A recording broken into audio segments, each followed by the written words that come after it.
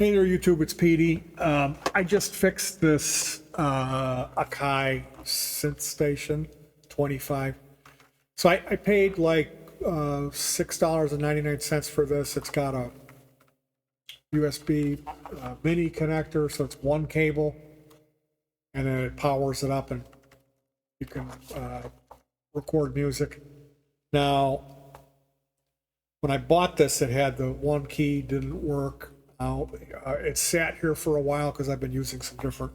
I've got like this one. I've got this big one, and I've got an edirol. My favorite is sitting over here.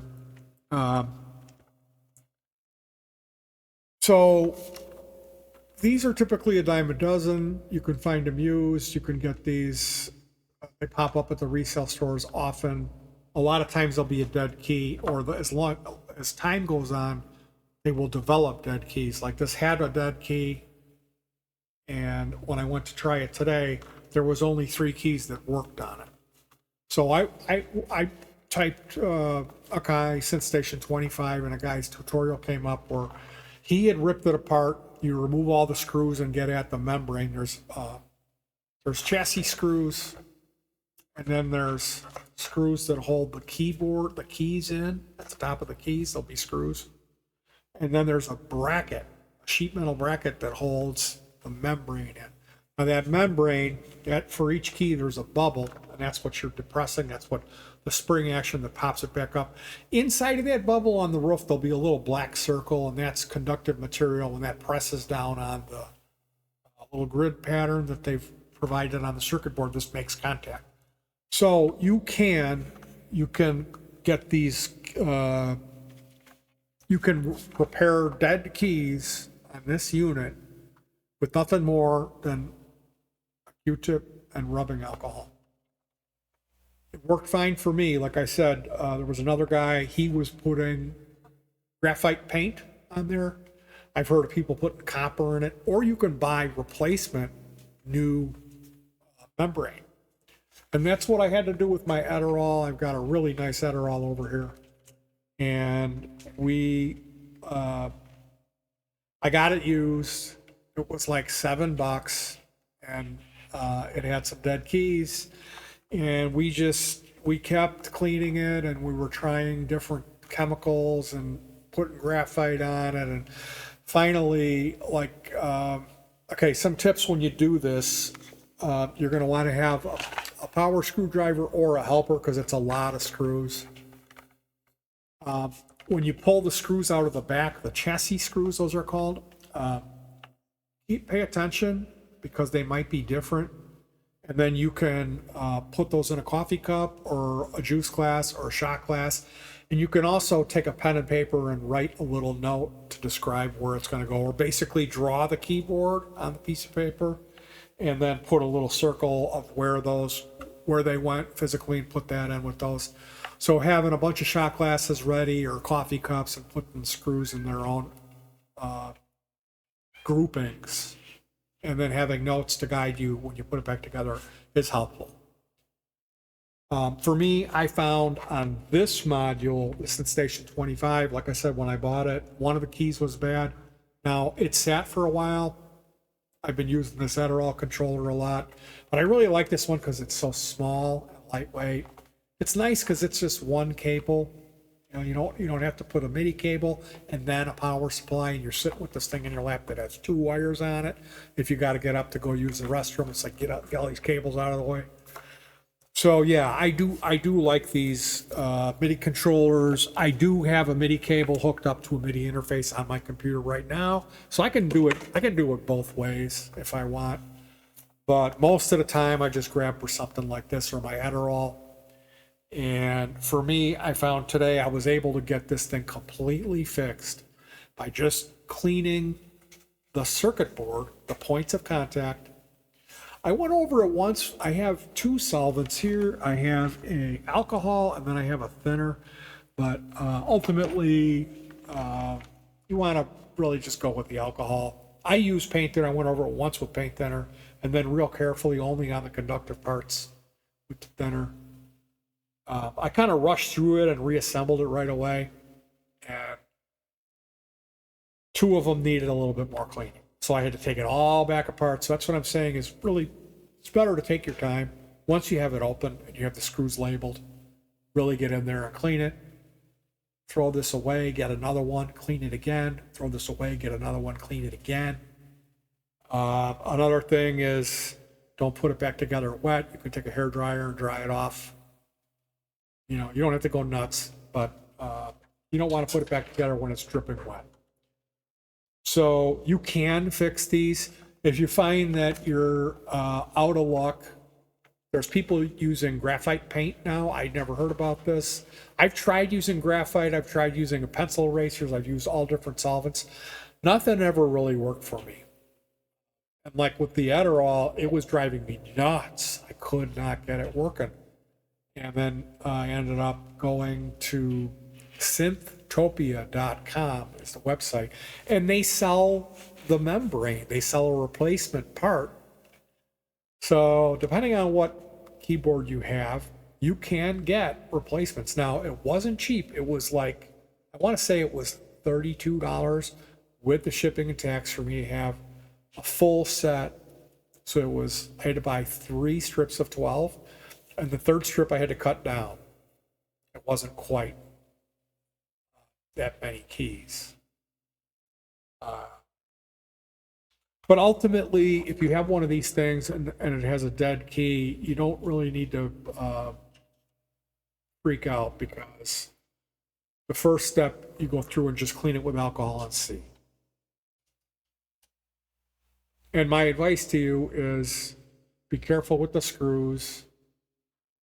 Once you've gone through the process of unscrewing it and everything, since that's the really hard job, then take your time and really go over it with elbow grease, meaning do it multiple times, clean it to really make sure that it's clean. And then when you put it together, be careful that you don't touch any of the areas. So yeah, you can fix these with just alcohol, but you won't know that until you get all the screws back into it. So it might be best to put the bubble strip on the bracket in and screw that in. Put the keys in and screw those in. But then the clamshell, when you just pop the screw on, maybe just put one here and one here to hold it. When you do your test, you find that one key, like, oh, there was 12 bad keys and now only one of them is half bad. Well, you won't have to take all of the screws out of it again. So that's my advice to you. If you have any advice for me, because I'm certainly not an expert, I have been down this road. I have been inside of these things quite a few times. Like this one has a MIDI, a 5-pin DIN, and then it has a little USB-A female. That was broken. And I actually ordered replacement jacks. We took it apart. I desoldered it and removed it carefully, popped the new one in there lovingly, reapplied the solder, buttoned it all back up, and Bob's your uncle. Now I can use it either way. If I want to use it with a USB MIDI, I can. If I want to use it with a MIDI interface, I can just as soon do that as well. And like the last time I used this was when I was recording a CD full of original music, and I was really serious about the like, besides the vibes, the bells, the pianos, the strings, and the arpeggiated synth sounds that I use, and gongs, I use a bunch of Mellotron. So I basically downloaded all of the free Mellotron VSTI software that I could find and loaded these songs up with Mellotron tracks. It really added a lot of character to this one particular album. It's called Semantical Nightmare. You can listen to that album. It's on the playlist albums. Should be somewhere around in the middle. I think it was, I don't know, 2015, something like that. People seem to really, like that was the last time I did something that people really responded to positively. People really liked that one. And, you know, the title Semantical Nightmare, like, you know, this was part of that. I had to order replacement parts and replace the jack. I won an auction. We had to drive out of state. Oh, well, it was like 3 hour round trip to pick up these studio monitors. It's the first time I ever mixed anything on studio. Like really, they're awesome. Monitors that I got. They're made by a company called Event. They're bi-amped and they're awesome monitors. So I was recording using SPDIF, light pipe. I was using tube preamps. I had a GR1 guitar synthesizer, Roland VG8 for the other guitar modeling. And I was using stuff like the banjo and the 12-string sounds. And it's just a beautiful sounding record. I'm really proud of that. It does have a thing to it. And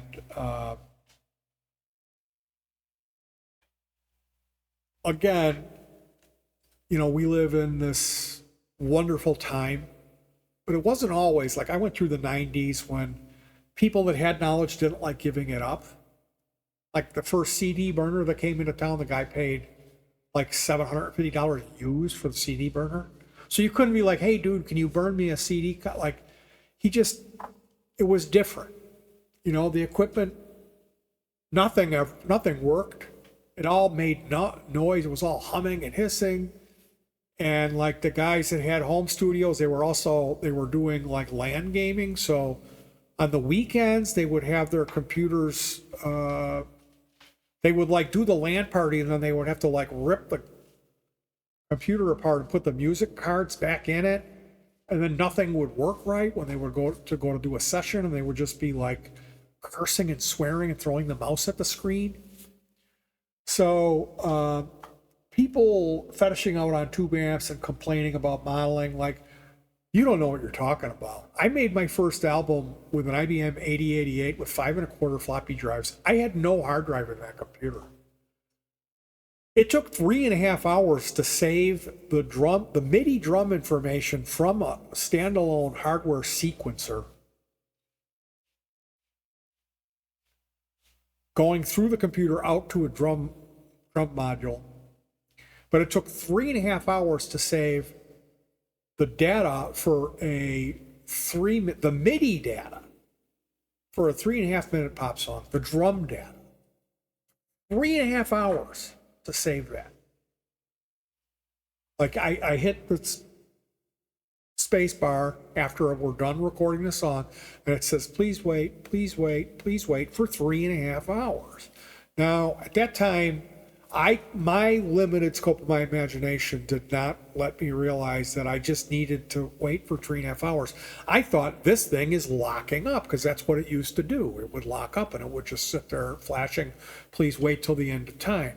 And in the meantime, I went through about a half of a week of tearing everything apart and re-putting everything back together, checking my IRQ channel, checking the DMA assignment, plug and play, whatever. Absolute nightmare until one point I just gave up and I walked out of the room, made myself lunch, took a shower, came back into the little area in the bedroom that was my studio, and it was no longer flashing. And I was like, and I hit the pause, the space bar, and it played. And it dawned on me, I almost, like I got lightheaded, I almost felt like I was going to pass out.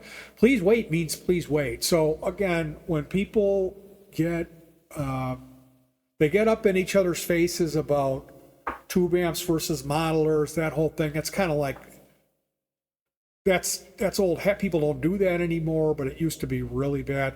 But when people complain about gear now, when people are like griping about their IR loader,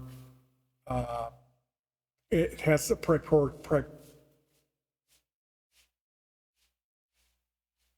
what is that word?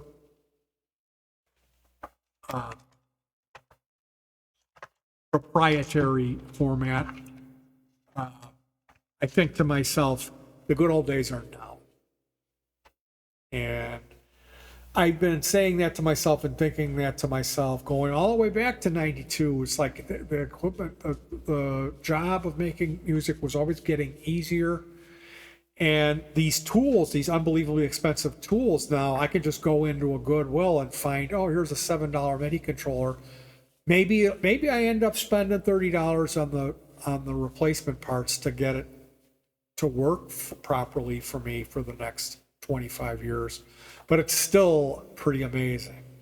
So there you go. Good luck getting your keyboards working. Like I recommend, the first step to this procedure is be careful with the screws, and then once you get at it and you're able to clean that, really get in there, and a lot of gusto, a lot of elbow grease, a lot of repeat cleaning processes before you. Don't hurry up and put it back together. Make sure you've really, really, really cleaned it and then clean it again. And then if you're lucky, this means that, like, let's say you put it back together and all the keys work.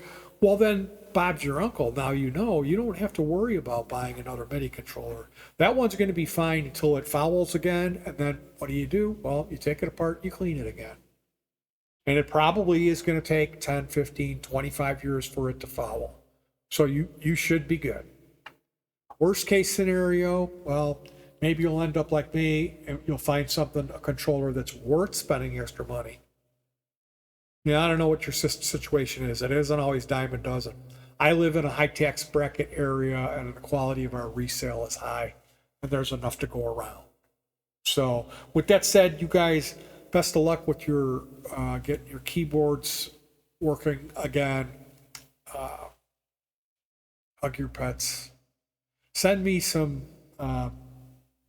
positive vibes. I got something I'm a little nervous about. I'm sure we'll be fine.